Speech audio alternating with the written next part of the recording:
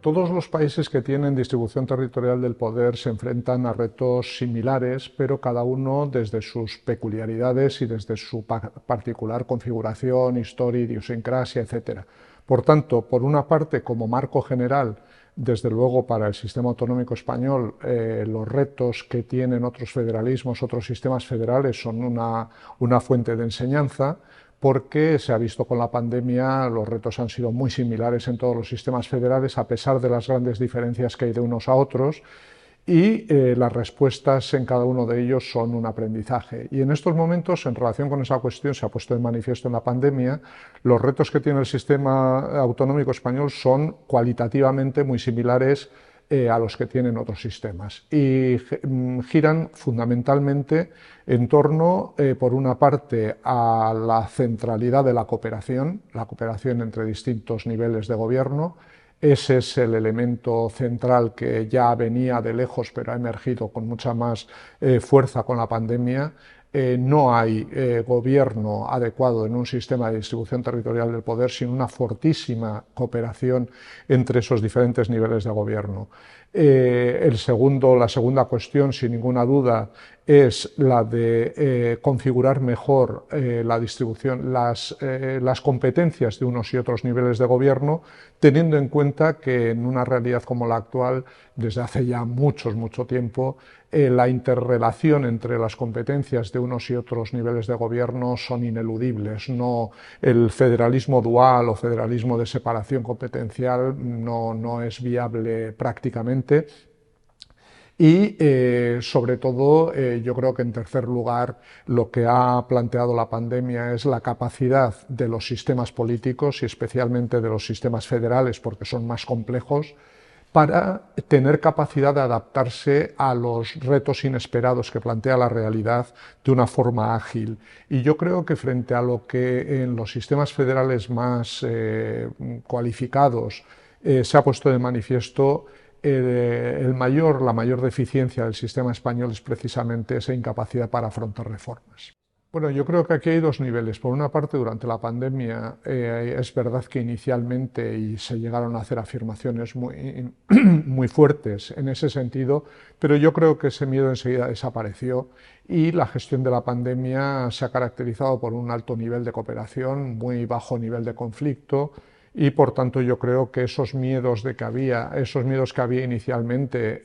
que tenían una base real, porque desde el gobierno central también se hablaba de que el estado de alarma significaba una asunción de todas las competencias, cosa que no era ni legal, no se correspondía, no es eso lo que dice la regulación del estado de alarma, y tampoco era viable prácticamente, teniendo en cuenta que las competencias en sanidad y salud pública son de las comunidades autónomas. Por tanto, yo creo que fue un miedo inicial. En la cuestión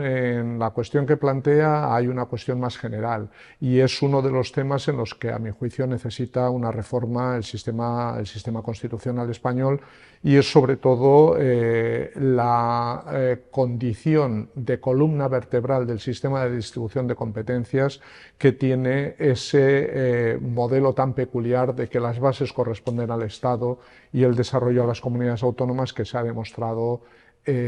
pues una fuente de vaciamiento de las competencias legislativas de las comunidades autónomas. Son dos planos diferentes. Una cuestión es las demandas y la focalización que hacen los partidos nacionalistas sobre el mayor autogobierno. Yo creo que el reto del sistema es de conjunto y resolver adecuadamente o ir mejorando los dos elementos fundamentales de todo sistema de distribución territorial del poder. Configurar mejor los autogobiernos territoriales, pero al mismo tiempo configurar adecuadamente el gobierno del conjunto del sistema, que en las demandas nacionalistas no aparece explicitado, pero yo creo que para el funcionamiento del conjunto del sistema y para que los autogobiernos territoriales puedan funcionar adecuadamente es indispensable. Yo, por tanto, creo que tiene esos dos retos. Y por esa vía vendrá, no sé si la satisfacción de las demandas de los partidos nacionalistas, pero estoy convencido que la satisfacción de una mayoría cualificada de las sociedades en las que se asientan. Yo creo que los sistemas confederales han demostrado ya en la historia que son inviables. Por tanto, yo creo que las demandas de modelos confederales están abocadas al fracaso o llevarán al fracaso al sistema. La propia Unión Europea es un ejemplo, una Unión Europea en la que se daban todos los requisitos para articular un modelo confederal. Sin embargo, desde el principio ya tuvo importantísimos elementos federalizantes que han ido ampliándose en el futuro, y la historia de la Unión Europea demuestra que precisamente cuando hay fuertes crisis, la solución es la de más federalización, no la del mantenimiento de los elementos confederales. Lo hemos visto en la pandemia. Es la integración con un respeto de los autogobiernos territoriales, pero la integración con cooperación la única que puede permitir afrontar estos retos, los retos que tiene la sociedad actual. Y respecto a qué problemas tiene sobre si España es o no es un sistema federal, hay una gran discrepancia, especialmente dentro de España. Entre los estudiosos de federalismo, con más o menos matices, se lo sitúa dentro de los sistemas federales, pero para mí ese no es el problema fundamental. El problema fundamental es cómo resolver más adecuadamente los problemas que tiene el sistema autonómico español, o que no ha sabido o que no ha podido resolver adecuadamente. Y para eso, y yo en ese sentido sobre todo subrayo el hablar de federalismo, los modelos de los que podemos aprender son los mejores modelos federales del mundo, y por tanto en ese sentido el federalismo es nuestro reto. Hombre, yo creo que la Constitución española, el sistema autonómico en general, pero requiere a mi juicio, aunque se pueden hacer por vía de ley muchas reformas, requiere necesariamente una reforma constitucional muy importante por una razón que creo que es muy evidente. En 1978, cuando se aprueba la Constitución, España tenía una serie de incógnitas que históricamente no había sido capaz de resolver, porque los periodos democráticos habían sido pequeños paréntesis temporales, y por tanto la Constitución optó por establecer un procedimiento que ha permitido despejar esas incógnitas que no habíamos sido capaces de despejar hasta entonces. Esa función la Constitución ya la ha cumplido, y el título octavo, que es el que regula el sistema autonómico, ha quedado prácticamente en esqueleto, con normas que ya no tienen ninguna función práctica. Por tanto, el reto que tenemos es el de articular adecuadamente la regulación constitucional de lo que un sistema federal necesita. Delimitación muy clara del ámbito del autogobierno, de los autogobiernos territoriales, y configuración muy clara de un sistema de gobierno del conjunto del sistema autonómico que garantice un adecuado gobierno de ese conjunto del sistema.